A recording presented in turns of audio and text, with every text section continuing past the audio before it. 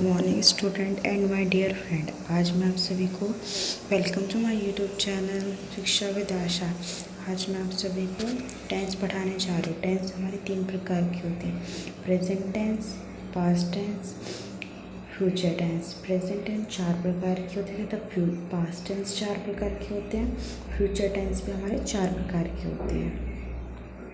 Present tense में वर्तमान की घटनाओं के बारे में पता चलता है। पास्ट टेंस में हमारे भूतकाल की घटनाओं के बारे में पता चलता है तथा फ्यूचर टेंस में हमारे भविष्य में होने वाली घटनाओं के बारे में पता चलते हैं। आइए हम प्रेजेंट टेंस को देखेंगे। सबसे पहले कि प्रेजेंट टेंस 4 प्रकार कौन कौन से होते हैं। सबसे पहले प्रेजेंट टेंस इंडेफिनिट टेंस होता है, फिर प्रेजेंट कंटिन्यूस टेंस होता है, प्रेजेंट परफेक्ट टेंस होता है, फिर प्रेजेंट परफेक्ट कंटिन्यूस टेंस होता है। आज मैं आप सभी को प्रेजेंट इंडेफिनिट टेंस तथा प्रेजेंट कंटिन्यूस टेंस समझाने जा रहे हैं। तो फर्स्ट हमें किस प्रकार पता चलेगा कि प्रेजेंट इंडेफिनिट टेंस है। इसकी पहचान होती है ता है, ती है तथा ते है। जिस वाक्य के अंत में ये आता है इससे पता चलता है कि हमारा प्रेजेंट इंडेफिनिट टेंस है। इसके 4 रूल होते हैं। सब्जेक्ट, वर्ब की फर्स्ट फॉर्म, उसके साथ एस और ई एस का प्रयोग हम करते हैं। फिर ऑब्जेक्ट आएगा। सब्जेक्ट के अकॉर्डिंग हम डू और डज का प्रयोग करते हैं।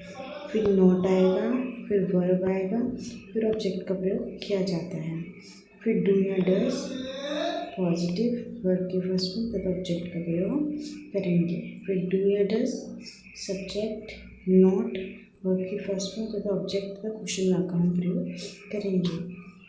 इस सेंटेंस को हम पॉजिटिव सेंटेंस कहते हैं, इनको हम नेगेटिव सेंटेंस कहते हैं, इनको इंट्रोगेटिव पॉजिटिव सेंटेंस कहते हैं, इसे इंट्रोगेटिव नेगेटिव सेंटेंस के नाम से जाना जाता है।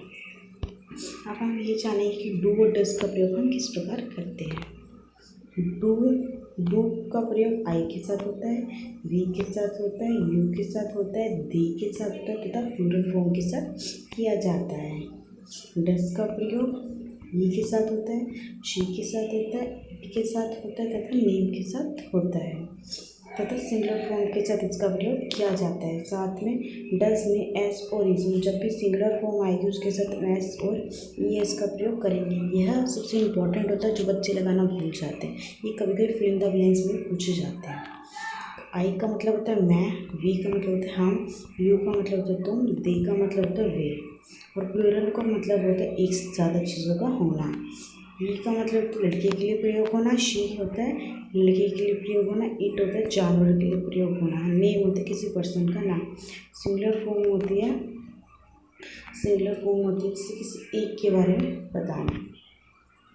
नेक्स्ट है हमारा हाउ टू यूज और प्रेजेंट इंडेफिनिट टेंस। हम किस प्रकार प्रेजेंट इंडेफिनिट का प्रयोग करते हैं। आइए एग्जांपल देखते हैं। सर हमें कभी कभी पढ़ाते हैं, जिसके अंत में ते है आए उससे हमें पता चलता है कि प्रेजेंट इंडेफिनिट टेंस है। और कभी कभी का मतलब होता है बच्चों सेल्डम। यहाँ ये वाक्य के अंत में लगता है या वाक्य के सबसे पहले लगाया जाता है। सेल्डम का मतलब होता है कभी कभी, जैसे टुडे, टुमारो, यस्टरडे, ये भी इसके ग्रुप में होते हैं। यहाँ सबसे पहले लगाओ, यहाँ सबसे बाद में। तो आइए एग्जाम्पल देखिए। सर हमें कभी कभी पढ़ाते हैं। Seldom sir teaches us. Sir हमें कभी कभी नहीं पढ़ाते हैं। Seldom sir does not teach us. Negative sentence में यदि हम डज के साथ ई एस लगा रहे हैं तो हमें टीच के साथ ई एस लगाने की ज़रूरत नहीं होती है। Seldom does sir teach us. क्या सर हमें पढ़ाते हैं। Seldom does she sir not teach us. Sir हमें कभी कभी नहीं पढ़ाते हैं। नेक्स्ट हमारा एग्जाम्पल, पापा हमें हमेशा समझाते हैं। इस वाक्य के अंत में ते है आ रहा है तो father makes understand always us. Father does not make understand always us. Father हमें नहीं समझाते हैं।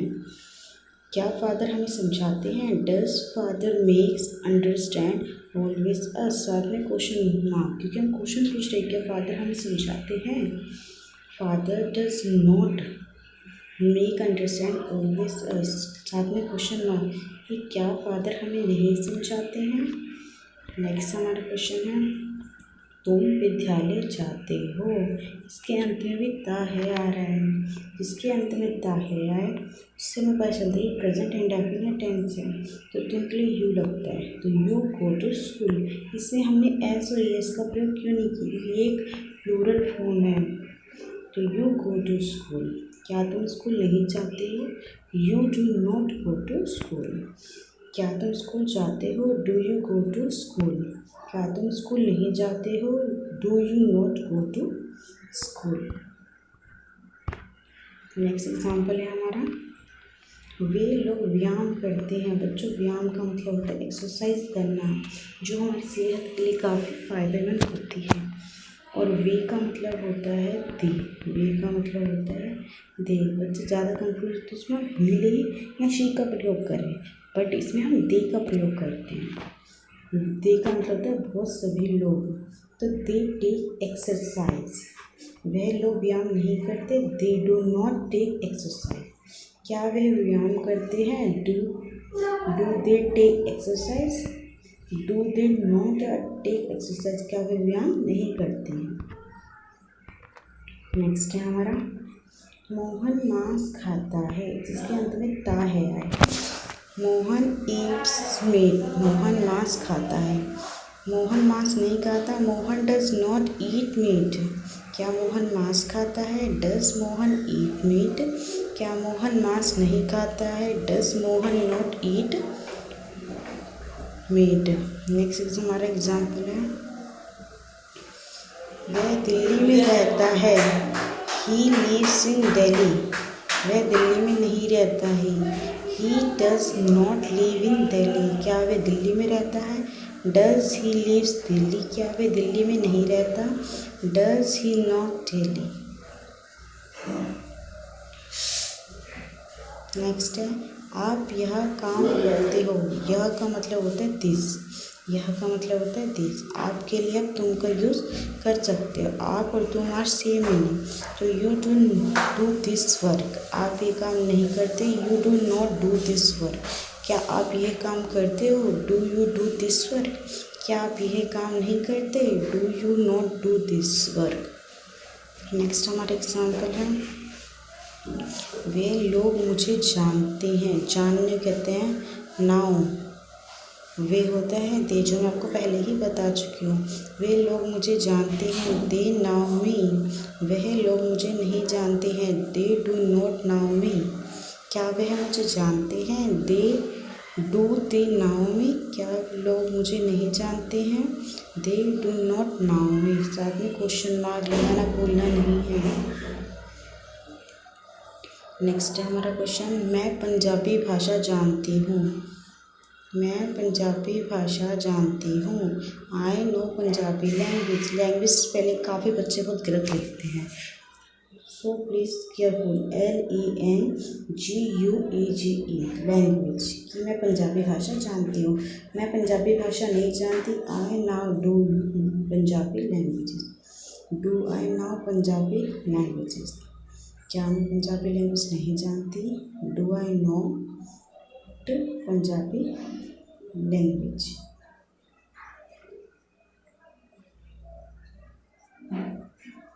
नेक्स्ट है, कुत्ते रात में भौंकते हैं। भौंकने को कहते हैं बार्क। तो डॉग्स बार्क एट नाइट, कि कुत्ते रात को भौंकते हैं। Dogs do not bark at night, कुत्ते रात को नहीं भौंकते हैं। Do dogs bark at night, क्या कुत्ते रात में भौंकते हैं? Do dogs not bark at night, कुत्ते रात को नहीं भौंकते हैं। अब हम पॉजिटिव सेंटेंसेस देखेंगे। मैं पढ़ाई करती हूँ, आई डू स्टडी। मोहन तेज दौड़ता है, मोहन रन फास्ट। तुम डांस करते हो, यू डू डांस। वह जाता, ही गोज। वह हंसती है, शी लव। मोस्टली बच्चे पॉजिटिव सेंटेंसेस में एस और ईएस लगाने में बहुत सारे मिस्टेक्स करते हैं। आइए समझते हैं प्रेजेंट कॉन्टिन्यूस सेंटेंसेस को। किस प्रकार पता चलेगी प्रेजेंट कॉन्टिन्यूस सेंटेंसेस हैं। पहचान है जिसके वाक्य के अंत में रहा है, रही है तथा आ है। इससे पता चलता है कि प्रेजेंट कॉन्टिन्यूस सेंटेंस है। सबसे पहले हमें सब्जेक्ट लगता है, फिर इज एम आर, वर्ब की फर्स्ट फॉर्म तथा आईएनजी का ऑब्जेक्ट का प्रयोग होता है। सब्जेक्ट आएगा, एग्जाम आ रहा आएगा, फिर नॉट वर्ब की फर्स्ट फॉर्म आईएनजी फॉर्म तथा ऑब्जेक्ट का फॉर्म होती है। सबसे पहले एग्जाम आ इसको एक, फिर सब्जेक्ट वर्ब की फर्स्ट फॉर्म आईएनजी फॉर्म तथा ऑब्जेक्ट का प्रयोग होता है।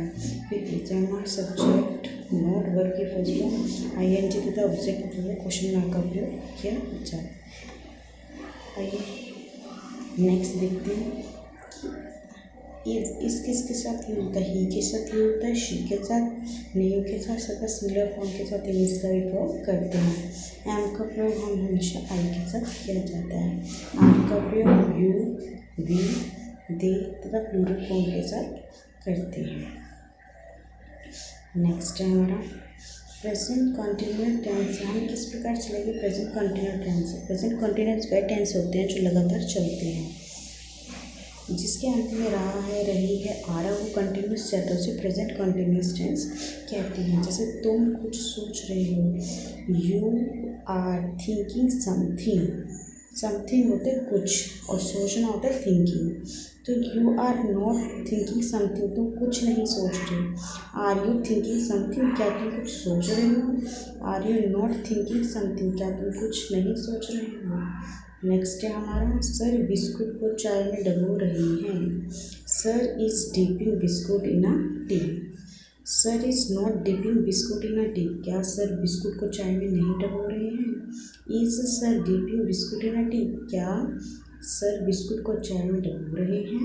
Is sir not dipping biscuit in a T, क्या सर बिस्कुट को चाय में नहीं डबो रहे हैं? नेक्स्ट एग्जाम्पल है हमारा वह नहा रही है, तो she is taking a bath, की वह नहा रही है। She is not taking a bath, की वह नहीं नहा रही। Is she taking a bath, क्या वह नहा रही है?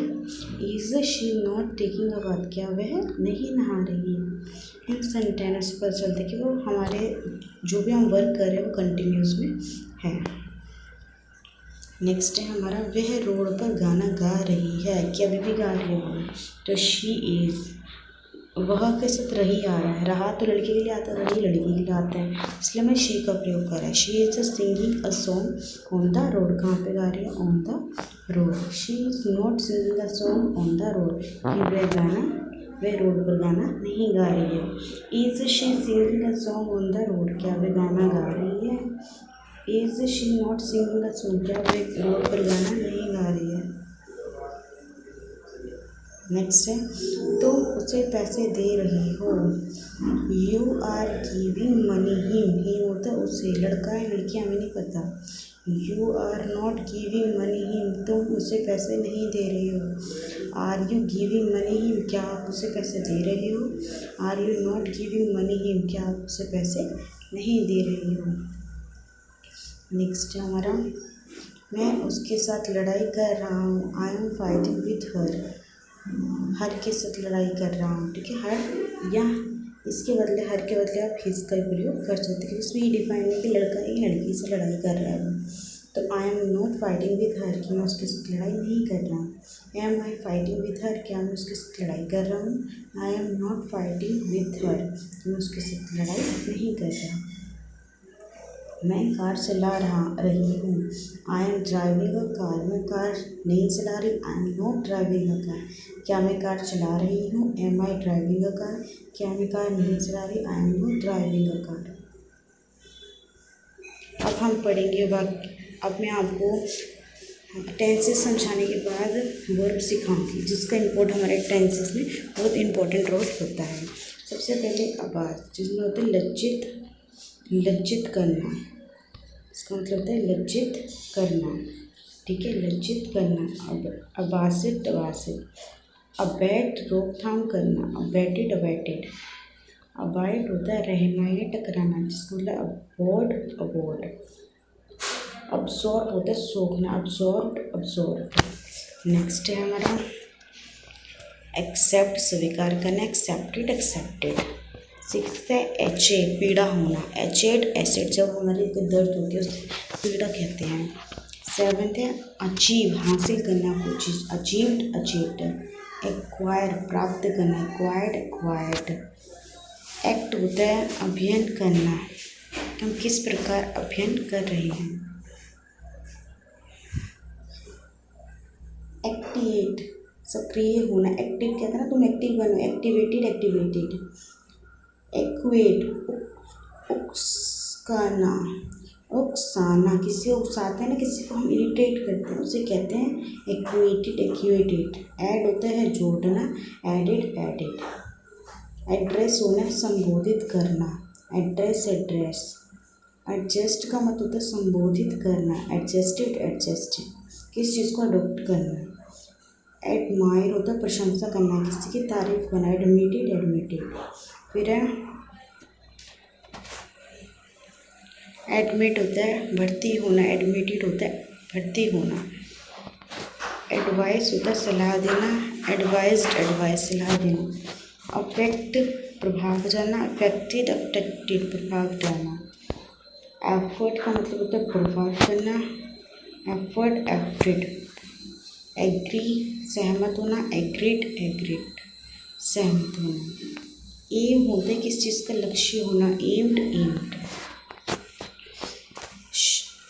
Thank you so much my watching YouTube channel Shiksha with Asha.